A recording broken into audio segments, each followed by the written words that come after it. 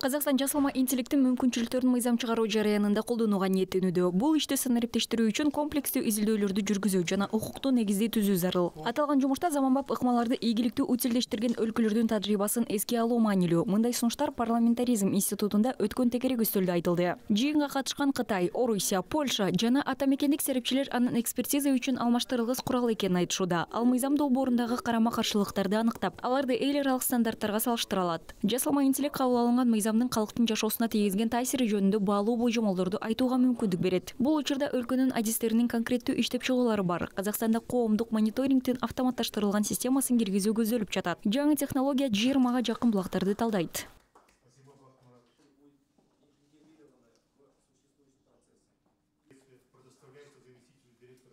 Барлык дерек көздерден, жаңа айттым ғой, комментарий, әлеуметтик желі. Бардык булактар, комментарийлер, социалдык тармактар, мамлекеттик органдардын отчеттору, статистикалык отчеттордон ушулардын бардыгы автоматтык система өзү чогултуп бизге алып келип берет. Бул жерде кеңири карап чыгуу, бир нерсени жиберип албоо сыяктуу маселелерге чоң жардам берет. Экинчи этапта маалымат чогултулгандан кийин жасалма интеллект ошол жерде кошулууга тийиш. Ал сунуштарды өзү даярдап, көйгөйлөрдү өзү айтууга тийиш. Барлыгы жиналгандан кийин сол жерде жасанды интеллект косулуу тийиз. Ол өзі жаңа ұсынымдарын дайындап, мына жерде проблема өзі айтуы тийиз. Мы знаем, изучая ваше законодательство и Казакстандын мыйзамдарын жана ченемдик укуктук базасын иштеп чыгуу, юстиция багыты жана мамлекеттик кызмат көрсөтүүлөрдүн электрондук тутумун түзүү боюнча иштерди изилдөөнүн жүрүшүндө мен өлкөдө жасалма интеллектти колдонуу деңгээли жогорку темпинен өнүгүп жатканын байкадым. Мыйзам чыгаруу жараянына катышкан казакстандык окумуштуулар жана адистер бул маанилүү ишке заманбап технологияларды киргизүүнү биринчи орунга коюп, анын калк үчүн максималдуу эффективдүүлүгүн жогорулатууда деп эсептейм.